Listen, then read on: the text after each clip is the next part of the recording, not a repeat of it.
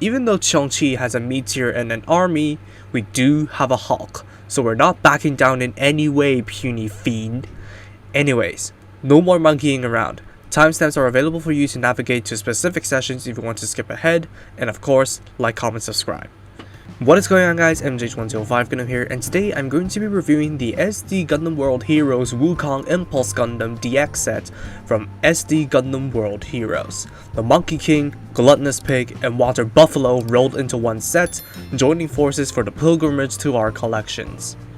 Cracking open Wukong's birthstones bestows you with a total of 10 runners and a huge sticker sheet. 7 of the runners are reused from the normal release, while 3 new runners are used for the other silhouettes. Since kits from the entire series are targeted towards younger audiences, it's a very simple and straightforward build that is designed to leave minimal nut marks on the parts and can be enjoyed by even first-time builders. It uses the same standard frame that the kit since SD Sankoku kits then used, so expect a familiar construction if you dabble with the line in any way, especially if you built Wukong previously. But the silhouette packs do freshen up the experience slightly for repeat builders. In terms of Wukong himself, I'm honestly surprised by how nice he looks even when certain color details are missing, like those on the cheek and the ankle armor.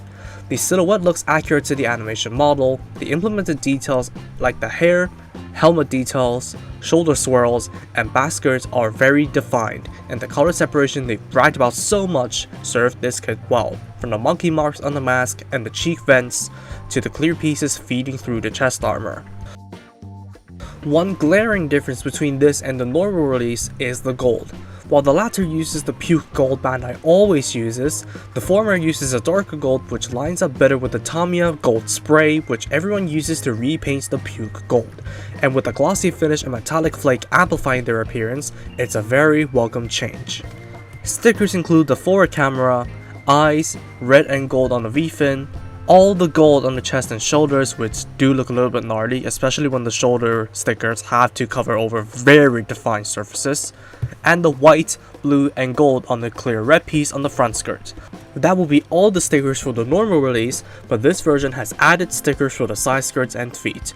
Everything that is not white on the former, which do look a little bit dodgy from folding over a lot of very defined surfaces, and everything that is not clear orange on the latter.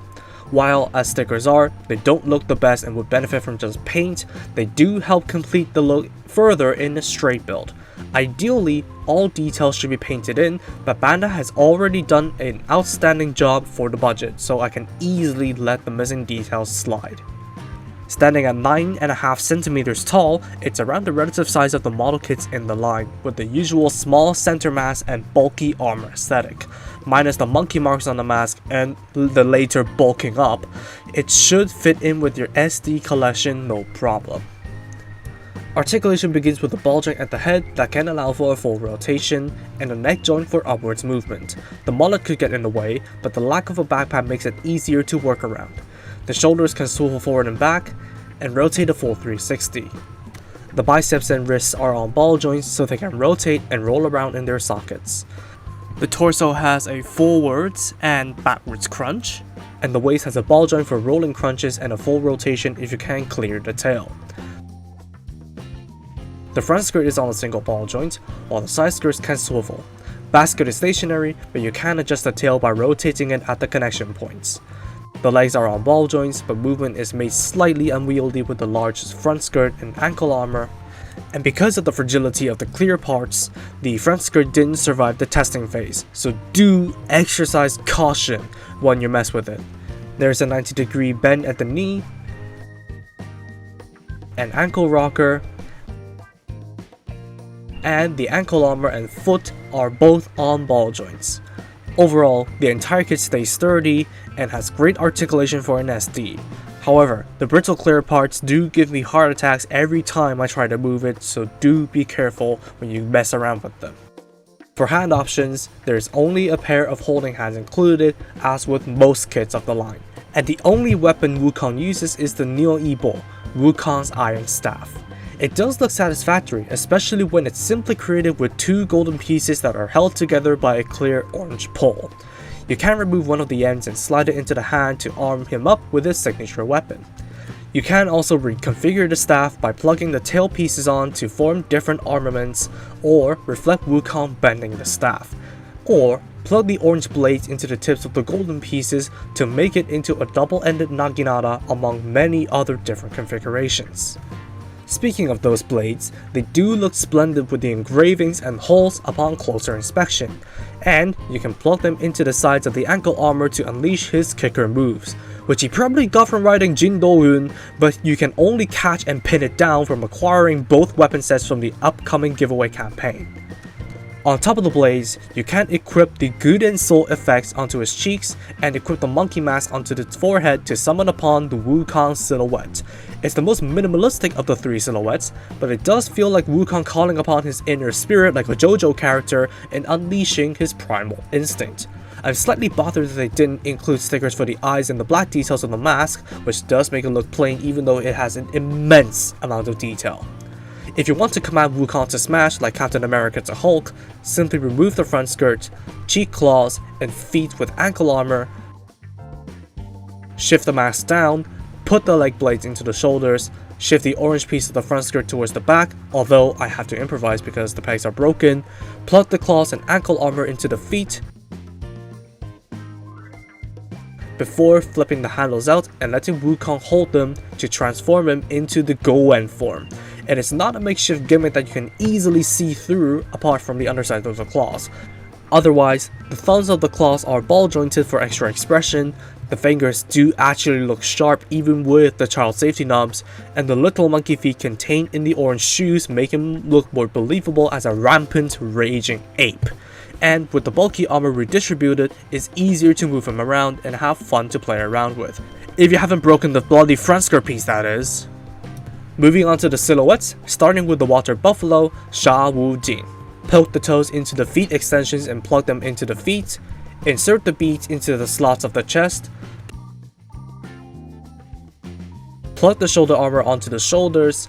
Plug in the eyepiece and insert the head blade to allow Sha Wujing to front. The lightning fast kicker, he looks very much like a Buddhist despite his exuberant design. The clear blue pieces balance out the clear orange all over the body, and the spiky blue flame design with the holes and engravings on the armor give it a very speedy feeling. Stickers include all the golds on the head and toe blades dubbed Soenjin, and the shoulder armor, which looks woeful as the stickers go over elaborate details and surfacing that can be seen from the back of the armor due to the lack of stickers. And trying to get the separate sticker pieces to go flush with each other is hard due to the surface layers. Honestly, I would rather paint those in myself if I build this kit again. The ones on the blades though, they aren't too shabby apart from the edges that you need to paint gold to cover those up. Articulation isn't really affected, but the access to the leg articulation is made more obscure due to the toe blades, so it's somewhat tougher to pull off good kicks without unequipping the armor. The beads aren't held in the best either, because they're slotted on by friction, so they can be knocked out rather easily when trying to pose him. But he dashes around in the lightning bolt anyways, so have him dash and you basically have a pose from the anime. Next up, the gluttonous pig Zhu Bajie. Replace the white cloth of the front skirt with the one with horns, have him hold the giant gauntlets, plug the left eyepiece on before bracing it from the back,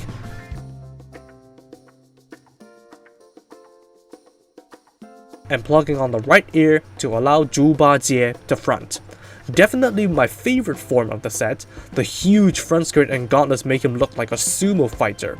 Even though it doesn't add anything to the color scheme, the giant armor pieces give it that buff and tough feeling. I also like how they paid attention to the hand details because the fingers that are molded on look actually sharp. And even though we would rarely see it, the back of the giant hands actually have an amount of detail, which does make the hand look delightful from all angles, an effort that I do appreciate. The pig ears with the flame-like detail and the attempt to give him pig nostrils through the eyepiece are all nice touches as well. Speaking of nostrils, those on the gauntlets are stickers, and it's a shame that they cover over the actually molded vents, because getting the sticker to wrap into the indent is nightmarish work, especially when the stickers have way stronger adhesives than the ones you get in any other model kit. Other stickers include the ones on the top and the insides of the gauntlets, as well as those on the gold front skirt piece, which doesn't look too bad, but they do remind me that there are red details to be filled in, as the top ones on the gauntlets look a little bit too abrupt. Apart from the nostril cannons, you can unplug the tops of the gauntlets and plug them in the other way around to bring the rake teeth forward for lacerating enemies instead of pummeling them. And finally, the rakes make sense for being there. Unfortunately though, they weren't used as such in the anime, which is a shame. Articulation isn't too hindered as well, surprisingly, and on top of rotating the actual hands of the Gundam to shift the gauntlets to a different side, the actual big hands can swivel as well for more expression, and the holes in the hands do mean it can hold weapons that slot in, like the iron staff for example. So there's more versatility to these hulking hands than just gargantuan punching gloves. Finally, attach the monkey mask onto the forehead and everything from the unequipped silhouette to form Wukong into his Konzenkoou form. The only difference in the process this time is to remove the peg on the side of the Sha Wujing eyepiece for a hole to attach the other ear. Still, a ziplock isn't really needed as the exposed holes behind the shoulder armor is used for storing extra pieces such as that. Not entirely expected, but appreciated nonetheless. The final result is a very mixed bag to me though. Some say it is too busy, while others may like the form because it is busy. Personally, I'm leaning towards more the latter than the former, but one thing is for sure. Articulation is completely thrown out the window, as there is no chance for it to do anything dynamic with everything colliding into everything. But, on top of this being a very good interpretation of the Konzenkoou form in Gunpla form, it is also a very practical way to have everything on the Gundam in case you don't plan to buy 2 extra Wukongs to have the full group displayed separately. With a silhouette this busy, the missing color details do help ease the strain on the eyes from comprehending the monstrosity, so I don't think filling them in is necessary if you plan to display it in this form. And, if we know anything about Bandai, expect a dark mask version in the future for a more uniform color scheme, and of course another reason to resell this kit in a different skin. To conclude, Wukong looks very appealing in its standard form, especially with the added stickers filling in the missing details. The lack of eye and color details on the mask bothered me a little bit, but otherwise the contents from the standard kit do look visually appealing. Sha Wujing only has dodgy shoulder stickers, but looks nice otherwise, especially with the blue. Zhu Bajie enhances the fire theme and grants a silhouette of raw power, and the Konzenkoou form is a nice interpretation, but it's debatable as to whether it's really the reason this set would win anyone over. It's unrealistic to expect everything to be color separated, and yes, Bandai did do their best separating the colors and improving the gold, but there are those stickers like on Wujing's shoulders that I can't help but think feels a little forced. Off the bat, be careful with the clear pieces. They give me heart attacks whenever I try to handle the kit since I don't know which would be the next one to break. Otherwise, this kit is solid with joints just easy enough to move, the individual silhouettes don't obstruct the movement too much, so poses can be struck, unless you're talking about the everything on form, which gives range of motion a big fat middle finger and makes the entire kit very cumbersome to move around because everything collides with each other and may in turn break something at some point. All the armor pieces do stay on very well, so you don't need to worry about anything falling off, but otherwise, it's the fragility of the clear pieces I really have a complaint about. The build is simple and straightforward, with the gates designed for minimal nubs even on the colors that would usually mark. The further build up towards the different forms aren't too tedious and simple to achieve, which does make this kit a good choice for everyone who wants to try it and play around with reconfiguring the silhouettes. The price is fairly reasonable for a set that has the main body and the add-on parts, and even cheap depending on who you ask. And within their cheap budget, they managed to make the silhouettes look at least presentable, while also including a main body with extra stickers for it for just 1400 yen. It may not be the most beautiful thing in the world, especially because of the straight build stickers, but it's definitely a bang for your buck to get a kit with such playability and presentation for the price. At the end, it averages a 9 out of 10. So despite the flaws, I'd still recommend you to get this one set if you want a Wukong you can monkey around with for quite a while. And with how good Wukong is on its own, getting 2 extras to display all silhouettes separately isn't exactly a bad idea. It's all up to you on how you decide to have fun with the contents of this set. And that's gonna wrap it up for me. Thank you all so much for watching this video. If you did like it, please be sure to drop a like, comment, and also subscribe for more gunplay reviews, gunplay news, and all that kind of stuff. Turn on notifications for future content alerts if you haven't, and I'll see you all in the next video. Hang loose and peace out.